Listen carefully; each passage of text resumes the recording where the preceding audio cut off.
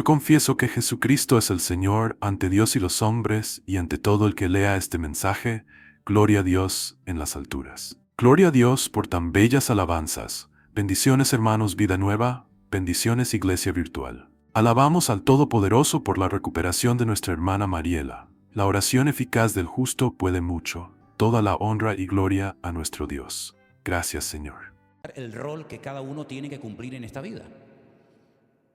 La Biblia nos enseña que en la iglesia, aunque delante de Dios todos somos iguales, la realidad es que en la iglesia no todo el mundo puede ser ojo, o boca, o pierna, o cabeza. Bueno, cabeza ninguno porque es el Señor, pero quiero decir que cada uno de los miembros en el cuerpo de Cristo cumple un rol, una función específica, ¿verdad? Y aunque nadie es imprescindible, lo que está bien claro es que cuando un miembro deja de ejercer su función y de aportar lo que tiene que aportar, está perjudicando al resto del cuerpo de Cristo. Por eso, si tú te planteas tu cristianismo única y exclusivamente viniendo una vez a la semana a la iglesia a mirar o a escuchar, tienes que cambiar eso, porque te vas a convertir en una persona que se va a pegar toda su vida oyendo y no aportando nada. Y no estoy hablando de aporte económico, que es el que a mí personalmente el que menos me interesa, sino hablo de tu aporte espiritual. ¿Qué aporta usted viniendo a esta iglesia? Yo sé lo que yo tengo que aportar y creo que lo estoy aportando. Sé cuál es mi función, a lo que Dios me llamó y a lo que Dios no me llamó también lo tengo claro.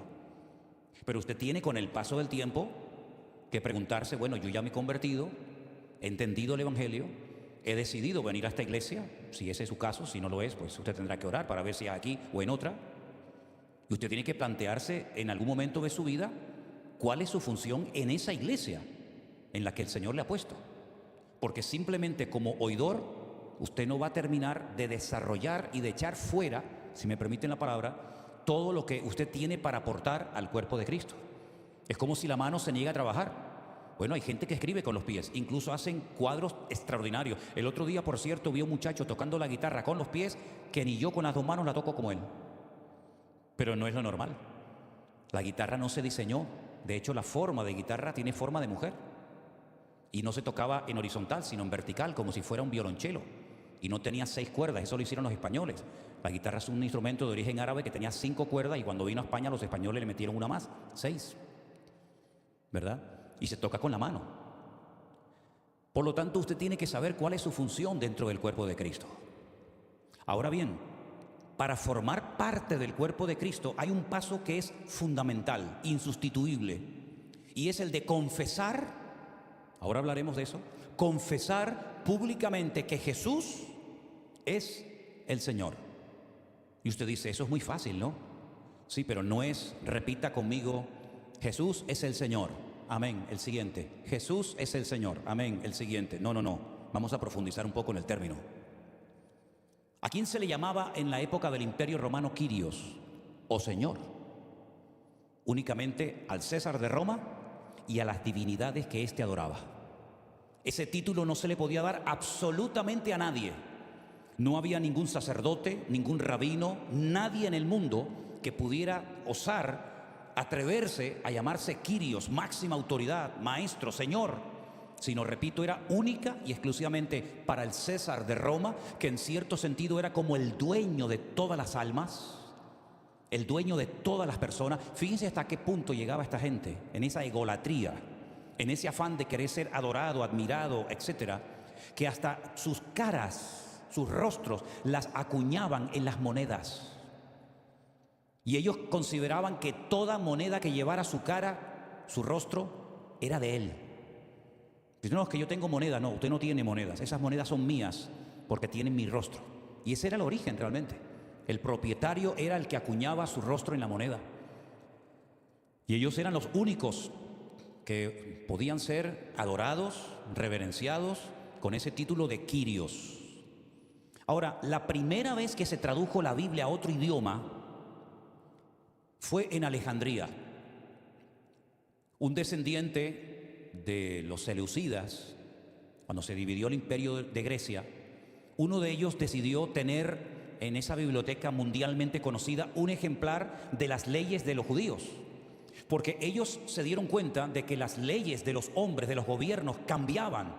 Ahora se permitía una cosa, en la siguiente generación se prohibía. Eran leyes cambiantes. Pero ellos se dieron cuenta de que había un pueblo sobre la faz de la tierra que sus leyes siempre eran iguales. Da igual en la época en la que se leyeran o se estudiaran, las leyes de este pueblo por cierto diferente, siempre eran las mismas. Y ellos querían saber qué leyes eran esas y por qué eran leyes inmutables, que no caducaban, que no pasaban, digamos, a la posteridad, sino que se mantenían generación tras generación. Y eso fue el motivo por el cual mandaron a ir a Alejandría a más de 70. Pasa que se redondea el número, pero realmente eran más de 70 ancianos o sabios o intérpretes de la ley, y los metieron en 70 salas diferentes para que no se copiaran el uno al otro. Y después de un tiempo cada uno tenía que presentar la copia entera, la traducción entera de todo el Antiguo Testamento, desde Génesis hasta el último libro de la Biblia, que aunque en nuestra Biblia es el libro de Malaquías, en la Biblia en hebreo es Segunda de Crónicas, ¿vale? Ya lo expliqué en su día por qué. Y esa fue la primera vez que se tradujo la Biblia a otro idioma, al griego, y esa se conoce como la Biblia de la Septuaginta, que era la que utilizaban en la época de Jesús, porque ya muchos no sabían leer el hebreo y leían la Biblia en el griego. Y esa es la Biblia que utilizó Pablo, y esa es la Biblia que utilizaban muchos judíos de su época, porque era un idioma para ellos más accesible que incluso el propio idioma hebreo. Ahora bien, en esa traducción del Antiguo Testamento, les voy a poner unas cifras muy interesantes, aparece la palabra Kyrios, o Kurios, como también se le llama. En todo el Antiguo Testamento esa palabra aparece 9,000 veces. 9,000 veces. 3,000 veces se traduce como la palabra Adonai, que significa Señor.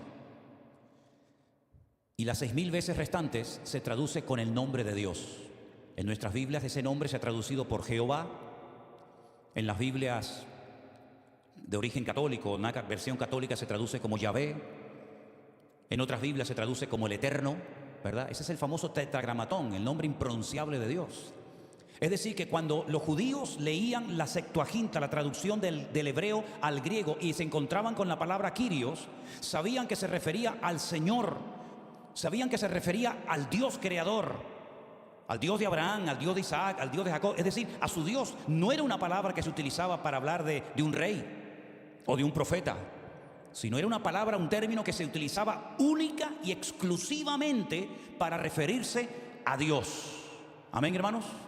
Muy bien. Teniendo esto en cuenta, y después de haber dado esta pequeña introducción, ahora podemos entender la profundidad de lo que significa confesar a Cristo públicamente como el Señor, lo cual es fundamental que toda persona que quiere formar parte del reino de Dios tiene sí o sí que hacerlo. Romanos capítulo 10, por favor, versículo 9. Si confesares con tu boca que Jesús es el Kyrios, ya hemos explicado quién es el Kyrios. Si tú confiesas con tu boca que Jesús es el Adonai del Antiguo Testamento, el Yahvé del Antiguo Testamento, si tú confiesas que Él es ese y lo crees en tu corazón, que Dios le levantó de los muertos, serás salvo. Quiero que leamos este versículo todos juntos, por favor, en alta voz. Y los que están en casa también lo pueden hacer con nosotros. Si confesares con tu boca que Jesús es el Señor y creyeres en tu corazón que Dios le levantó de los muertos, serás salvo. No es simplemente venir a la iglesia. Hay gente que viene a la iglesia y no son salvos. Hay hijos de creyentes que se han criado en la iglesia. A lo mejor su madre lo trajo desde su propio vientre y asistieron a la escuela dominical de niños y fueron a lo mejor a algún campamento, o suelen venir regularmente al culto de jóvenes y no son salvos. Hay incluso hijos de pastores que se criaron en el evangelio que no son salvos. Hay personas que puede ser que lleven toda la vida en la iglesia y no son salvos, porque la salvación no viene por asistir a esta o a cualquier otra iglesia cristiana o evangélica o de la denominación que sea. La salvación no se obtiene así. La salvación no se obtiene cuando uno se bautiza. Dice, bueno, yo me quiero bautizar. Y seguramente más de uno se habrá bautizado y a lo mejor en el fondo sabía lo que estaba haciendo, lo que significaba, y a lo mejor no era ni convertido. Salvo, ¿no? Que es lo mismo. Luego, esto es un asunto muy serio. Porque la salvación de tu alma o tu condenación eterna depende de esto. Así que pregúntate, ¿tú has confesado públicamente con tu boca, no con tus pensamientos? No así que nadie se entere. No, confesar, declarar, hablar en alta voz que Jesús es Dios. Porque Kyrios era la palabra que se utilizaba para hacer referencia a Dios, a Adonai, a Yahvé, a Yahweh, a Jehová, al Eterno. ¿Tú crees que Jesús es ese? ¿Lo crees en tu corazón? ¿Lo confiesas con tu boca? Entonces eres salvo. Si no lo crees y si no lo confiesas, tú no eres salvo. Eres simpatizante. Y hay gente que viene a la iglesia porque a lo mejor ven un buen ambiente, ¿no? Para los hijos, o dice, bueno, vámonos a la iglesia. Pero es que usted no tiene que venir a la iglesia de excursión. Usted no tiene que venir aquí a la iglesia para verme a mí. Usted no tiene que venir a la iglesia porque quiere un ambiente sano para sus hijos o para usted o para su matrimonio. Y entonces, bueno, aquí como hay un ambiente sano y buena gente. No, pero es que la iglesia no se creó para eso. La iglesia no es un club. La iglesia no es una sociedad donde venimos una serie de socios que nos llevamos bien, nos conocemos, ¿verdad? Hacemos alguna comilona de vez en cuando, hacemos alguna excursión, un partido de fútbol, jugamos o nos entretenemos, cantamos algunas canciones. No, es que la iglesia no es eso. Para eso están otras asociaciones. Por ahí está, creo que la Casa de Venezuela, la Casa de Galicia, ¿verdad? Pero la iglesia no se creó para eso. La iglesia es un hospital. Sí. Un hospital donde viene la gente con el COVID del alma. El COVID del alma que mata igual que el COVID el otro. La iglesia se creó para cambiar. En la iglesia a veces se tiene que llorar más de lo que se tiene que reír. Y yo a veces he visto culto, no soy muy partidario de eso, ni veo muchas de esas cosas, porque no tengo tiempo para perder el tiempo en eso, pero a veces veo iglesias que parecen circos, donde la gente va a reírse. Y la iglesia muchas veces lo que se tiene que llorar más. Reír también. Pero si el objetivo de la iglesia es pasarlo bien y pasar una tarde entretenida y reírme y decir, ay, qué bien, traje a mis amigos y salieron contentos, yo me preguntaría mucho si eso es una iglesia o vete tú a saber lo que eso es. Confesar a Jesús como la máxima autoridad. Confesar a Jesús como mi Señor, como mi cabeza. Mi salvación depende de eso. Hay otro versículo muy interesante en Filipenses capítulo 2, del 9 en adelante, hace referencia a esto que estamos hablando. Por lo cual Dios también le exaltó hasta lo sumo. Está hablando acerca de la humillación y exaltación de Cristo. Y dice que como Él se humilló y se hizo obediente hasta la muerte y muerte de cruz, el Padre, el Dios lo exaltó, lo elevó hasta lo sumo y le dio un nombre que es sobre todo nombre, para que en el nombre de Jesús, de Yeshua, toda rodilla se doble de los que están en los cielos, en la tierra y debajo de la tierra, que también hay gente allí. Y toda lengua confiese que Jesucristo es el Kyrios, el Señor, para gloria de Dios Padre. Los dos versículos, si se dan cuenta, van en una misma línea. Una va dirigida a los romanos, otra a los hermanos de la iglesia de Filipo, los filipenses, pero apuntan en una misma dirección: confesar públicamente que Jesús es el Señor. ¿Saben cuántos hermanos nuestros en los primeros siglos de la era cristiana murieron por decir esto? Porque a nadie se le podía llamar Kyrios, Señor, sino al César. Y ellos decían, no, César no es Kyrios, César no es nuestro Señor es Jesucristo. ¿Saben cuántos murieron por confesar que Cristo era el Señor y por no querer admitir y reconocer públicamente que el César no era el Señor de sus vidas? Miles de hermanos nuestros murieron por eso, que algunos a lo mejor se toman tan a la ligera. Bueno, tampoco es tan importante eso de confesar a Cristo, ¿no?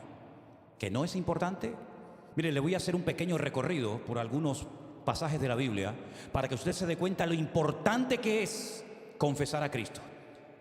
Su salvación depende de si usted hace o no en vida esta confesión antes de que usted se muera. Su salvación depende de eso, no de cuánto dinero usted tiene, que a mí no me interesa si tiene mucho o poco, de cuántos títulos universitarios usted haya conseguido a lo largo de su vida, de cuánta experiencia tenga. Eso no sirve para nada. Delante de Dios no sirve para nada. Todo su currículum, de lo cual usted tal vez presume y lo presenta en las empresas para que lo reconozcan delante de Dios, eso es basura, no vale para nada. Créame, no vale para nada. Yo he utilizado la palabra basura por ser diplomático, pero si utilizara la palabra bíblica, saldrían todos corriendo escandalizados. Porque el hebreo es un idioma muy claro, muy directo y muy contundente, y la palabra es fortísima, que yo no la voy a pronunciar. El mismo apóstol Pablo dice que para él su currículum, fariseo de fariseos, escriba, doctor de la ley, maestro de maestro de la tribu de Benjamín. Dice, para él todo eso es basura. Pero estudie la Biblia antigua, la primera que se escribió en español, para que vea qué palabra aparece. Y se va a quedar escandalizado. Pero es que es la verdadera, la que tiene que ponerse. Pero es muy fuerte. Así que su salvación depende de si confiesa o no, hoy o a lo largo de su vida, que Cristo es el Señor. Pero fíjese, no solamente en esta vida es importante confesar a Jesús, sino que en Mateo 10:32, palabras de Cristo, preste atención porque son muy interesantes. Jesús dijo, a cualquiera pues que me confiese delante de los hombres, ¿qué va a pasar? Yo también le confesaré delante de mi Padre que está en los cielos. Esto es muy fácil, ponga el versículo al revés, por si no lo entienda derecho. A cualquiera que no me confesare delante de los hombres, yo también le negaré o no le confesaré delante de mi Padre que está en los cielos. Eso quiere decir que algún día usted y yo y todos los seres humanos nos tendremos que presentar delante de la presencia de Dios. ¿Cuántos lo creen? No, es que yo no creo en eso. Da igual. Aunque usted no crea, es lo que hay. Es que a mí no me gusta. Es que da igual. Es que Dios no depende de tus gustos para ser Dios o para tomar decisiones. Es que Dios no depende de lo que se decida en un cónclave o en una reunión administrativa de la denominación esta o aquella. Es que Dios no depende de eso. Dios ha dicho, si ustedes me confiesan delante de los hombres y no se avergüenzan de mí, si se atreven a decir públicamente, tú eres Dios, ¿qué eso significa? Señor, Kyrios. Si tú no te avergüenzas de decir eso delante de tu padre, en el colegio, en la universidad, a tus compañeros de trabajo, etcétera, etcétera, cuando tú te presentes en la otra vida delante de mí, yo te confesaré y le diré, Padre, déjalo entrar, porque Él me confesó en la tierra y yo lo confieso delante de ti. Así que, ¿qué te parece? Así que lo que estamos no es para tomárselo a la ligera, no es una broma, está en juego tu destino eterno, la salvación o la condenación eterna de tu alma. El que tú confieses o no a Cristo marca la diferencia entre que te quedes o te vayas cuando el Señor arrebata a su amada iglesia en las nubes. ¿Tú sabías que Cristo va a arrebatar a su amada iglesia? ¿Tú sabías eso? Ya lo puedes quitar si quieres. Dice la Biblia que los que están en el polvo, los que están durmiendo, serán despertados. Y luego nosotros, los que vivimos, seremos arrebatados juntamente con ellos en las nubes para recibir al Señor en el aire. ¿A quiénes levanta el Señor? ¿A quiénes arrebata? ¿A quiénes lleva el Señor? A los que confesaron que Él era el Kyrios. Y a los que no lo hicieron, se quedan. Por eso dice la Biblia, Mateo 24, 2 estarán durmiendo en una cama. ¿De qué habla ahí? ¿De una relación de adulterio? No, habla de un matrimonio. No va a poner ejemplos antibíblicos, no es coherente. Habla de una relación. Pero no dice la Biblia, cree en el Señor Jesucristo y serás salvo tú y tu casa. Es que eso no es una promesa, mijo. Eso es una profecía que Pablo le dio a un señor que se comprobó esa noche porque se convirtió el carcelero de Filipo y toda su casa. Pero eso no es una promesa. ¿Y cómo no es una promesa? Dos estarán en una cama, es decir, el marido y la mujer. Uno será tomado y el otro se queda. Pero si ella era convertida, ¿por qué se queda él? Porque él no confesó nunca a Cristo como su Señor y Salvador personal. Por eso se quedó. O viceversa, se fue él y se quedó ella. Entonces no es que como mi mujer tiene una fe tremenda, pues ya quiere decir que ya mi marido y mis hijos nos vamos con el Señor. Yo no sé si te enseñaron a ti eso, pero eso no es bíblico. La salvación no se transmite. La salvación es personal e intransferible. Tú no te puedes convertir por 4 o 5 miembros de tu familia. Hay sectas como por ejemplo los mormones que dicen, bueno, como los que se murieron no eran mormones, nos bautizamos por ellos y se salvan, aunque se condenaron porque no eran de nuestra secta o de nuestra religión. Es que tampoco es bíblico.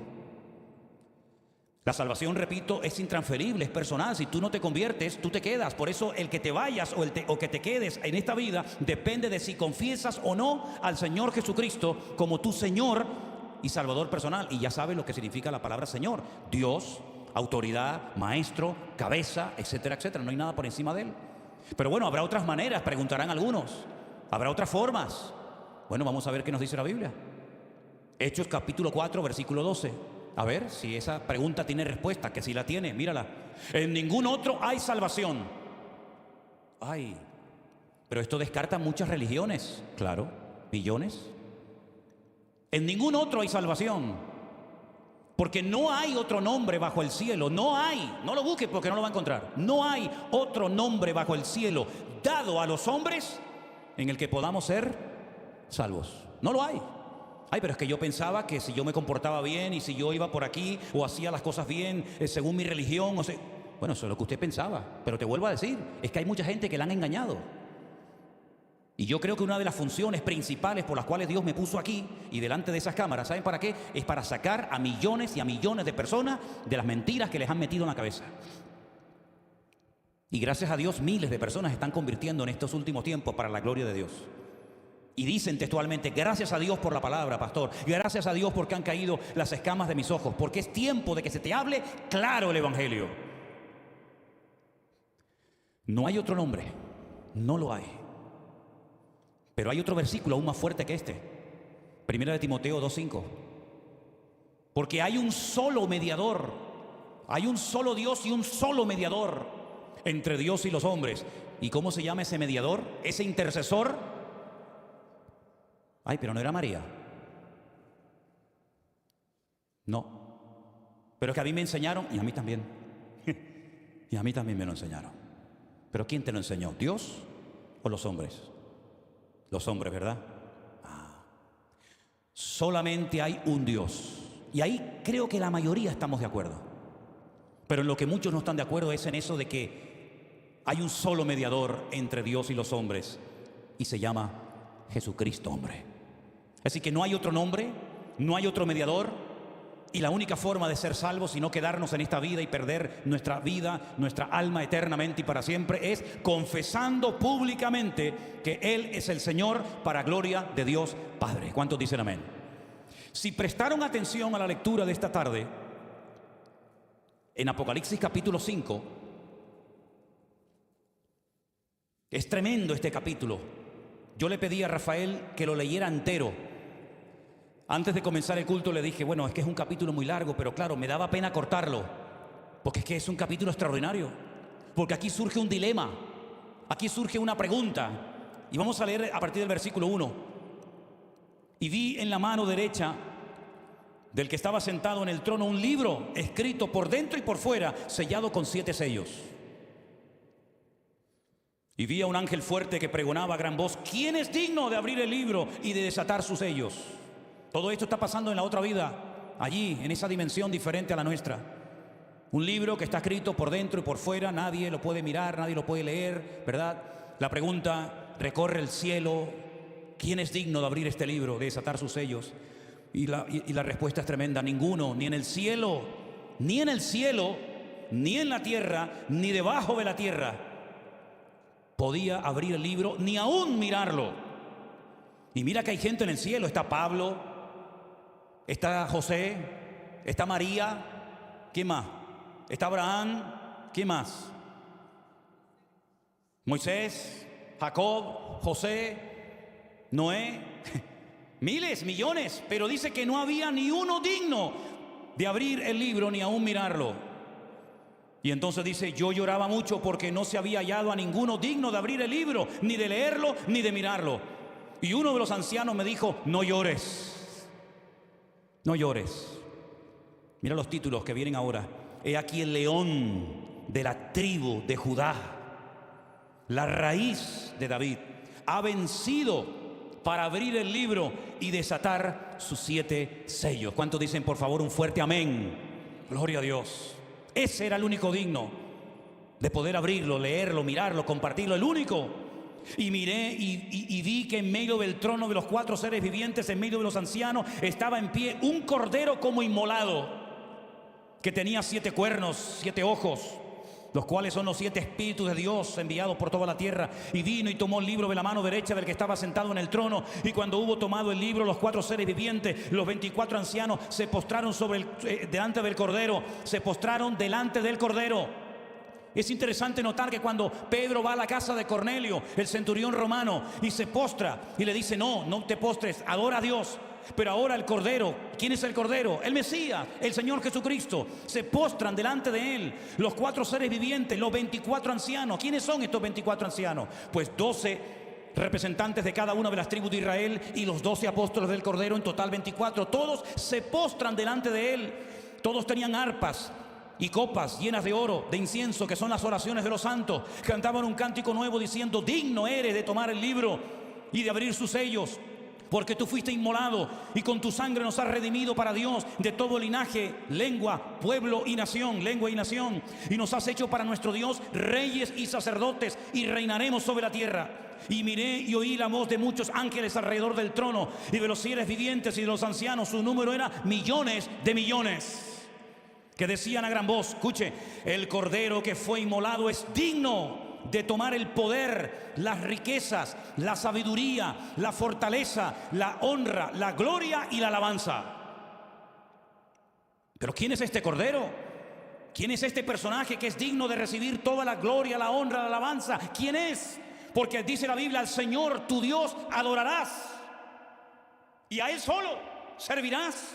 Pero ahora me encuentro aquí que el cordero que fue inmolado, que es digno de tomar el poder, la riqueza, la sabiduría, la fortaleza, la honra, la gloria y la alabanza. Entonces, ¿en qué quedamos? ¿Adoramos a Dios o adoramos a Jesús? ¿Y no será que son lo mismo? ¿Y no será que Jesús es Dios?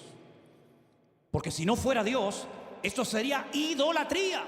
Estaríamos adorando a un hombre creyendo que es Dios. Pero esto es Biblia. Esto no es la teología de esta iglesia local. Esto es la palabra de Dios. Bautistas, pentecostales, metodistas, anglicanos, católicos, todo ser humano que se acerque hoy a Apocalipsis capítulo 5 leerá lo mismo que yo estoy leyendo hoy aquí en este púlpito, que el Cordero es el único digno de ser alabado, admirado, reconocido, honrado. Todo le pertenece a Él. Luego tiene que ser Dios, porque si no es Dios, estamos cometiendo el peor pecado, que es el de darle culto y honra y gloria a un hombre en vez de a nuestro Dios. Y todo lo creado que está en el cielo y sobre la tierra y debajo de la tierra y en el mar y todas las cosas que en ellos hay, oí decir al que está sentado en el trono y al Cordero sea la alabanza, la honra, la gloria, el poder por los siglos de los siglos. Amén. Los 4 seres vivientes decían amén. Y los 24 ancianos se postraron sobre su rostro y adoraron al que vive por los siglos de los siglos. Lo adoraron. No le dieron un aplauso diciendo vamos a dar un aplauso para tenerlo contento. Gracias por lo que hiciste por nosotros en la cruz, pero quédate ahí. No, lo alabaron, lo adoraron, se postraron delante de Él. ¿Por qué? Porque Cristo es Kyrios, Él es el Señor, Él es el Dios eterno, el Verbo hecho carne. ¿Cuántos dicen amén? No puedo creer que nadie me diga amén con lo que estoy diciendo. No puedo creer que nadie dé un aplauso a Dios en esta tarde. Y me estoy esforzando para animarles. Y quiero verles animados. Quiero verles gozosos. Porque Él está aquí con nosotros en esta tarde. ¿Cuántos dicen amén? Gloria a Dios, por favor, hermano, por favor. Que no hemos venido aquí con cara triste, no hemos venido a un funeral. Yo he venido a adorar a mi Dios, al que me cambió, al que me sanó y al que me echó los demonios que tenía en el cuerpo. Él está aquí conmigo en esta tarde. Él está aquí en esta iglesia con nosotros. Y no nos cueste nunca decir amén, no nos cueste nunca decir gloria a Dios. Es que yo me convertí en una iglesia, hermano. Yo me crié en una denominación que eso de dar aplauso y de decir gloria a Dios no se hacía, no era normal. Pues vaya acostumbrándose, mijo. Vaya acostumbrándose. Porque en el cielo estaremos todo el día dando aplausos, y en el cielo estaremos todo el día diciendo gloria a Dios y aleluya y digno eres y santo y santo. Así que vaya practicando desde ahora, porque estamos aquí para aprender. ¿Cuántos dicen amén? Al que no era capaz, al que no se atrevía, al que no quería, al que se negaba rotundamente a reconocer que el César de Roma era el Kyrios, le cortaban la cabeza directamente. Así de claro. ¿Se dan cuenta lo que significa confesar a Cristo? ¿Se dan cuenta que no es venga conmigo, repita conmigo, yo acepto a Jesús, perdóname Señor, amén, venga al siguiente? ¿Se dan cuenta que es mucho más profundo? Ahora, si Él es el Señor, si Él es el Dios verdadero y si Él es la máxima autoridad, significa que yo ahora le pertenezco a Él. Y hay alguien que lo entendió perfectamente. ¿Y saben quién fue? Saulo de Tarso, Pablo. Él dijo, ya no vivo yo, mas vive Cristo en mí. ¿Qué significa ser redimido? Otra palabra que ya en su momento explicaremos. Redimido. Hemos sido redimidos por la sangre de Cristo. Y a veces no saben ni lo que están diciendo. Redimido, comprado. ¿Se acuerdan ustedes cuando aquel hombre se levanta por la noche y pone así su mano y no encuentra a su mujer en la cama con él? Y sale por las calles a buscarla y se da cuenta de que está en una plataforma en público delante de todo el mundo, totalmente desnuda, de arriba abajo, y la están subastando como si fuera una esclava. Y el Señor le dice, cómprala y vuélvela a llevar a tu casa. Y se la lleva a su casa, seguramente dando todo lo que tenía, después de pasar la vergüenza de ver a su mujer expuesta como si fuera un animal en una plaza pública. a punto de ser llevada, vete tú a saber a qué país, para humillarla y violarla cuanta era su amo. Y después de haber hecho semejante acto de amor y de compasión y de misericordia, después de haber dado su dinero para poder recuperar a esa mujer que lo abandonó una noche sin ningún motivo aparente, resulta que se le va una noche y le es infiel con otros hombres. Y uno dice, Señor, ¿y esto qué significa, Señor? Porque tú sabías que la mujer de tu siervo Oseas iba a hacer eso. En cuanto tuviera la oportunidad, se iría y saltaría de cama en cama e iría detrás de los hombres como una perra en celo. Y el profeta Oseas le dice, Señor, ¿y esto qué es? Y le dice, lloras, ¿verdad? Sufres, ¿verdad?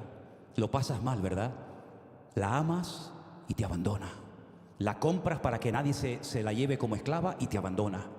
Le das amor, le das cariño, le das un hogar, tienes hijos con ella, eres un buen marido, un buen padre y te abandona.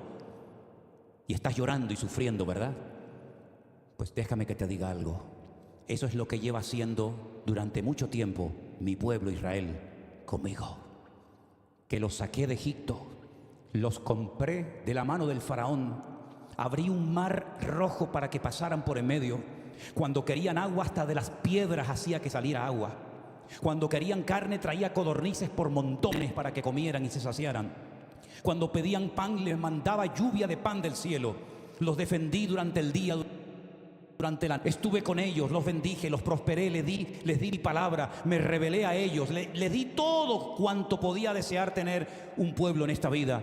Y me han abandonado, se han puesto a la primera de cambio, como tu mujer se ha ido con otro. Estos se fueron con un becerro de oro y comenzaron a adorarlo y decían, este es nuestro Dios que nos libró y nos sacó de la tierra de Egipto. Ahora me entiendes, ¿verdad, Oseas? Ahora sabes lo que uno sufre y llora cuando es abandonado, cuando es humillado, ¿verdad? Cuando es, digamos, despreciado. Pues eso es lo que ha hecho mi pueblo durante generaciones y generaciones. ¿Y saben lo que hizo el Señor? Lo mismo que Oseas, pero multiplicado por 50 millones. Viendo que su pueblo, viendo que nosotros, a la primera de cambio, si no era en una cosa, era en otra, un día decidió venir personalmente.